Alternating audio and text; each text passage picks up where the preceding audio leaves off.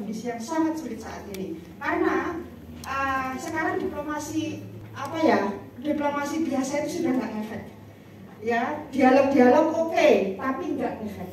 Kenapa? Karena pemerintah Hongkong punya skema yang jauh mungkin lebih besar dibanding apa yang kita pikirkan.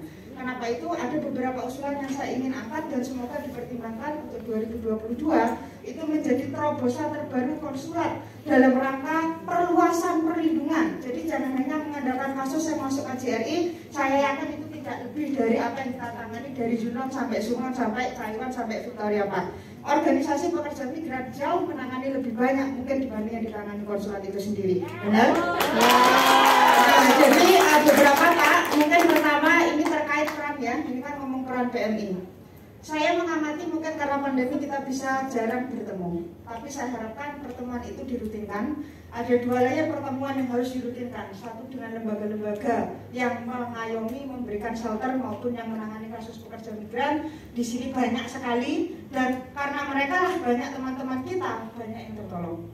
Konsulat di tengah menutup shelternya itu saya sangat sayangkan karena konsulat silahkan mengurangi jumlah yang ditampung, tapi tolong kasih alternatif. Kasih uang kah, kasih hotel kah, ya, kasih uang untuk kita ke boarding house, hotel silahkan, tapi jangan hanya bilang tidak bisa, ya itu sangat menyakitkan. Di tengah penerbangan sering di-cancel, itu bukan kehendak kita. Tiba-tiba Garuda ditutup, tiba-tiba tidak terima, itu bukan kehendak kita. Dan majikan tidak mau tahu. Nah kemudian konsulat mengatakan kembali ke agenmu. Tidak semua agen itu open sama kita. Kita sudah katakan enggak semuanya agen baik. Jadi tolong percaya kepada kita ketika kita katakan agen tidak semuanya baik. Mau diperkosa kayak apa kalau agennya memang nggak baik, ya nggak baik, selesai. Jadi jangan selalu dipaksa kita masuk ke agen. Bukan, kita nggak berusaha. Kalau agennya nggak baik, ya kita semakin didolimi. Jadi tolong teman-teman migran kalau sudah lari ke organisasi ke konsulat itu berarti sudah nggak ada solusi. Setelah kayak gitu ya. Jadi mohon di Singapura saja pemerintah MOM juga memberikan shelter tambahan di hotel. Organisasi HOME bisa bahkan menyewa hotel demi menampung pekerja migran yang belum bisa pulang. Kenapa konsulat tidak bisa melakukan itu? Bisa negosiasi dengan pemerintah Hongkong, minta hotel didiskon 50%, ataupun banyak kan yang saat ini nganggur di Hongkong karena tidak dipakai. Itu menuntut diplomasi yang lebih tinggi. Ini yang saya katakan konsulat tidak bisa memakai style diplomasi biasa. Pakai stylenya Pak Tri ya, langsung respon. Kami mau ini selesai. Besok Hongkong masih mendengar. Itu ya. Pengalaman kita dengan apa namanya ya, kalau bisa dikatakan agak sedikit urakan, tapi nggak apa-apa lah. Yang penting pekerja migran tertolong kan. Jadi saya menuntut konsulat untuk lebih urakan sedikit aja nggak apa-apa. Ya. Yang penting pekerjanya terlindungi. Kenapa? Karena diplomasi style biasa nggak akan efek. Hongkong itu sangat-sangat stubborn-nya, sangat-sangat kepala batu ya. Bagi mereka yang penting majikan bahagia mau PRT menderita dibuka kayak anak, it's not my problem ya. Itu saya rasa mereka yang harus bertindak. Yang kedua terkait SPLP Pak, ini tidak ada logika kalau orang dikasih SPLP kemudian tidak akan overstay, dikasih paspor juga tetap overstay. Kalau orang sudah niatnya terpaksa overstay, mau SPLP paspor nggak ada bedanya. Dan saya paham di dalam ketentuan imigrasi memang setiap konsulat kedutaan berhak memberikan ketentuan prasyarat yang tidak diberi paspor. Iya benar. Tapi tadi sudah dikatakan apa logika nggak ngasih paspor? Dia akan overstay. So what? Kalau orang sudah niat overstay mau paspor SPLP ya overstay, selesai. Dan lebih bagusnya lagi di masa Bu Menlu, Bu Retno menjadi dubes di kedutaan Belanda. Beliau memperjuangkan pekerja migran undocumented di Belanda semua bisa dapat paspor. Kenapa yang di Hongkong legal nggak bisa dapat paspor? Aneh. Di Belanda mereka yang no ilegal dapat paspor 5 tahun. Jadi nggak ada logikanya. Anda meribetkan kita lah, itu aja kesimpulannya. Dan kita bayar loh SPLP itu nggak gratis. Jadi pilih gratis SPLP atau kasih paspor. Jangan dua-duanya. Bayar SPLP ya bayar paspor lagi ya. Sekarang kalau kita irit-irit untuk keluarga Pak. Ya. Yang ketiga itu terkait overcharging. Saya paham konsulat akan sangat kewalahan. Idealnya itu seluruh BNP 2 TKI data bahwa punya sah, di Taiwan punya, di Singapura kenapa dong nggak punya? BP tidak TKI harus mengirim staf kasih karena mereka yang menangani overcharging. Di tengah itu tidak ada, apa yang harus dilakukan? Menurut kami, konsulat harus menciptakan satgas khusus overcharging lintas departemen, KJRI, BP2MI, Kemenlu, dan Kementerian Tenaga Kerja. Karena organisasi ini ribet Pak, kami memasukkan kasus di 3 lembaga. Konsulat kita masukkan, BP2MI Kemenlu, Kemenaker kita masukkan 3 lembaga hanya untuk PT Mustari. Ekstrim kan? Kita ini kerja loh, setiap hari bersih-bersih, masih mendata kasus, membuat kronologi, masih memasukkan ke 3 lembaga dan belum tentu 3-3-nya akan bekerja. Jadi ketika teman-teman bilang kami lelah, bukan lelah menangani kasusnya, lelah dengan birokrasi pemerintahnya itu sendiri. Mantul. Berikutnya terkait kebutuhan di shelter Pak. Kemarin saya sampaikan terbuka di pertemuan seluruh Kemenlu dan dengan kedutaan dan konsulat. Banyak shelter saat ini yang menampung pekerja migran, jelek-jeleknya buat dikasih sembako setiap bulan. Jangan hanya setahun sekali, itu pun kadang dikasih. Kadang kurang baik. Kita harus terima kasih mereka sudah membantu warga negara Indonesia. Beras 5 kilo itu juga nggak akan merugikan konsulat. Jadi tolong dikasih mereka buat program kemitraan, jangan jadikan lembaga-lembaga ini sebagai kompetitor apalagi musuh. Mereka bukan musuh, makanya Kristen Action, Beacon House, semuanya terima. Dan yang punya shelter bantu, minimum ada apresiasi dari pihak konsulat. Dan ingat, tahun depan akan jauh lebih ekstrim daripada tahun ini terkait PHK, terkait deportasi, terkait orang yang tidak bisa terekam dan lain sebagainya itu ya. Terus yang berikutnya masalah BPJS ya. Tadi usulannya maju saya tidak setuju. Majikan sudah memberikan asuransi ketenagakerjaan. Oke, kalau pulang nanti kamu harus tetap masuk di dalam perlu perlindungan dan sebagainya. Fine, itu memang kebutuhan. Tapi apakah majikan harus membayar 2 jenis asuransi di tengah mereka sendiri sudah melulu banget biaya karantina, tiket ini dan itu.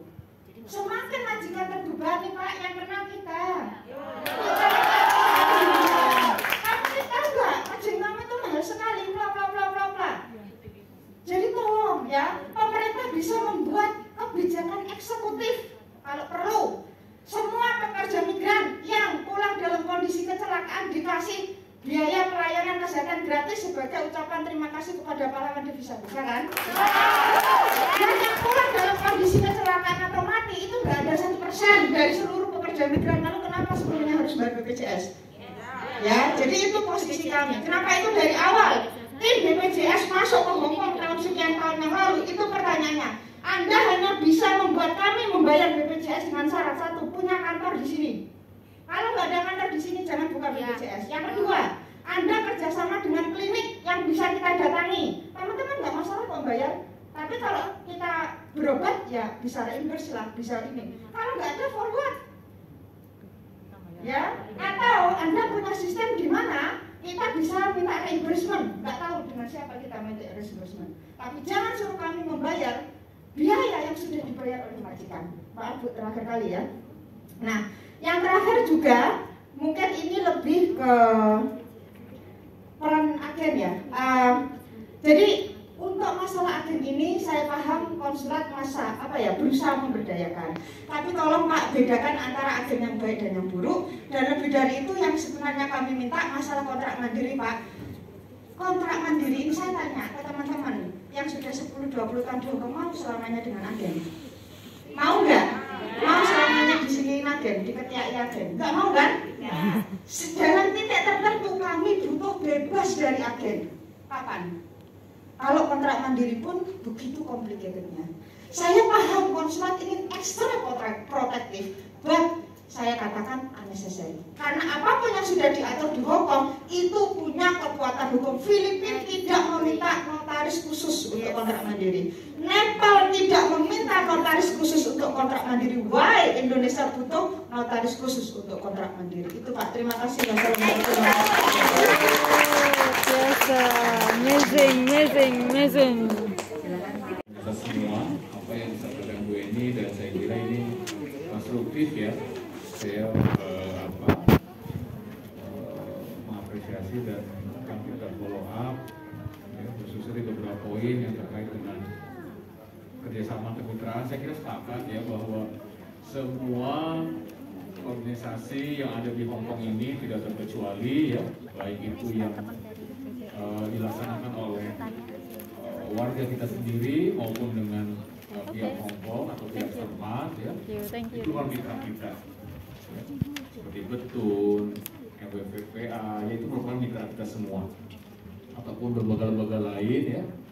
Mungkin yang teman-teman tidak tahu, KJRI juga memiliki mitra yang lain yang setempat lokal. Itu kita selalu engage. Jadi terima kasih, memang itu sejalan dengan tujuan kita.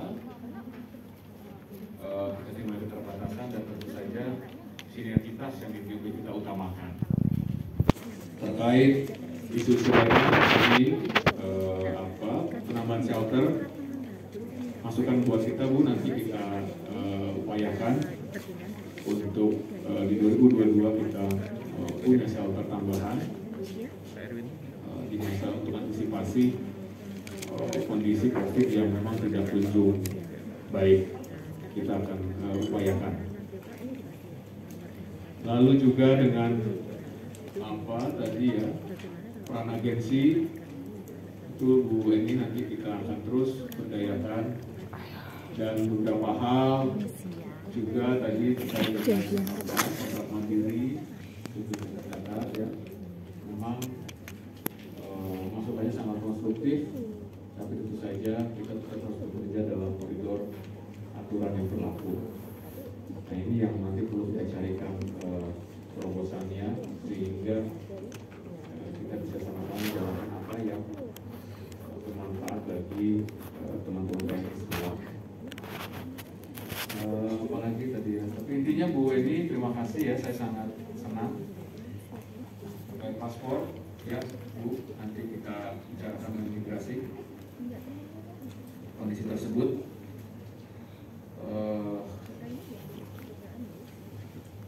Usulan tadi yang BP2MI saya kira bagus Bu, saya senang kalau memang nanti kita bisa ada perwakilan seperti di beberapa perwakilan lainnya. Saya kira layak ya punya perwakilan dari instansi teknis yang memang terkait langsung dengan hal pelindungan PNJ, tidak hanya dari Kemenaker saja. Ini jadi masukan nanti kita sampaikan ke pusat hasil dari dialog kita pada pagi hari ini menjadi masukan berharga dan menjadi pertimbangan di pusat nanti. Mungkin itu dari saya respon terhadap Bu Eni, dan karena waktu silakan ada yang menambahkan awal. Bu Eni, Bu segmen itu untuk Bu Eni. Terima kasih Pak Konjen. Kita sudah di akhir acara, tapi dari JBMI mau menyampaikan sesuatu, silakan. Terima kasih atas waktunya. Selamat siang teman-teman semuanya. Assalamualaikum warahmatullahi wabarakatuh. Saya tidak akan banyak menyampaikan, tapi ada beberapa poin penting yang ingin saya sampaikan Pak, bahwa ini kan akhir tahun dan waktunya untuk menyusun anggaran pendanaan. Saya harap tadi ada beberapa usulan yang itu terkait dengan program, mana yang menjadi prioritas dan juga mana yang menjadi sekunder. Tapi kalau saya dengarkan tadi semuanya minta prioritas.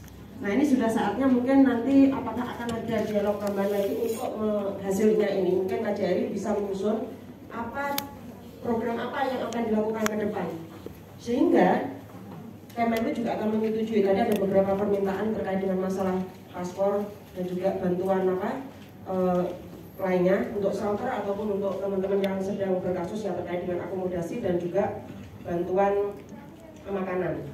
Nah ini kami ingin tahu program apa yang akan dilakukan pada tahun 2021, dan saya harap nanti bulan Januari sudah ada kabar terbaru. Karena kami sebenarnya hari ini menunggu, ini kan sudah 5 kali kita dialog ya sebenarnya, dan hari ini harusnya kita menunggu apa yang sudah kita sampaikan beberapa kali itu hasilnya apa, dan akan disampaikan kepada Jakarta, dan bagaimana kita peran organisasi untuk mendukung programnya KJRI. Karena saya juga pernah bertanya sama Pak Tri dulu, untuk menyampaikan pembukaan meja konseling di KJRI tambahan itu perlu ada dukungan dari teman-teman organisasi. Dan ini peran organisasi yang dibutuhkan untuk saling bekerja sama, meyakinkan bahwa ada perbaikan pelayanan dan perluasan pelayanan untuk buruh migran di Hongkong. Nah, yang kedua terkait dengan masalah job hopping. Ini memang menjadi masalah yang sangat serius, dan tadi Bu Esi sudah bisik-bisik kepada saya sangat menyambut baik bahwa ada pengaduan khusus ini terkait dengan masalah kondisi kerja. Saya sepakat organisasi akan membantu bagaimana menyaring informasi yang benar dan tidak. JBA ini sudah melakukan sosialisasi di hari pertama saat job hopping itu diumumkan bahwa kita meminta teman-teman untuk datang ke KJRI langsung. Pertanyaannya meja mana yang harus kita datangi? Yes. Yang kedua, teman-teman kita sarankan juga untuk mengambil foto bukti atas pelanggaran kerja yang dilakukan. Tapi kita juga menyampaikan ada beberapa informasi yang harus KJRI yakinkan itu tidak mengkriminalkan pelapor. Contohnya adalah pelanggaran kontrak kerja. Kita bisa dituduh sebagai kriminal kalau itu dianggap bekerja di luar kontrak. Ya, yang kedua terkait masalah hukum. Jam kerja panjang itu tidak ada di dalam kontrak kerja. Nah, bagaimana kita akan melaporkan jika buruh migran kerja jam kerja panjang? Nah, ini yang harus dipertimbangkan. Nah, pengalaman kita di Hong Kong, apakah KJRI bisa melakukan lebih? Bisa. Dan pelarangan membersihkan jendela itu tidak pernah masuk koridor Hong Kong. Tapi berkat dukungan dari kedua belah konsulat, dalam waktu tidak ada 1 tahun itu, langsung ditambahkan dalam kontrak kerja bahwa buruh migran dilarang membersihkan jendela yang tidak berteralis. Nah, ini masalah job hopping, saya yakin KJRI bisa melakukan jika kerjasama antara kedua belah konsulat antara Filipina dan Indonesia. Nah, juga terkait dengan masalah program-program yang lainnya, bahwa buruh migran sudah 2 tahun ini Bu menunda cuti, dan banyak majikan yang tidak mengancam kamu mau cuti atau pulang terus. Nah, di sini apakah juga nanti bisa ditambahkan selain masalah job hopping, itu juga masalah pembebasan karantina. Masalahnya di Indonesia saja ada pembebasan karantina untuk yang datang. Nah, di Hongkong sama sekali nggak ada yang bebas ini, nggak ada yang free. Bahkan buruh migran dikeluarkan dari semua bantuan. Nah, menurut saya ini juga penting Pak untuk dibahas sehingga teman-teman benar-benar bisa bekerja secara maksimal. Tidak banyak lagi yang stres, apalagi pulang tiba-tiba dalam kondisi gila. Nah, hasil kerja kita nggak ada hasilnya. Nah, ini menurut saya poin yang sangat penting, dan pada Hari Migran Internasional ini Pak, kami menyampaikan beberapa masalah yang kami hadapi, dan kami berharap bahwa nanti pada bulan Januari mudah-mudahan Pak ya sudah ada kabar baik apa program yang KJRI akan lakukan ke depan, dan kami juga dijadikan diundang lagi untuk memberikan masukan jika diperlukan dan bagaimana kita akan bekerja bersama di situ. Terima kasih.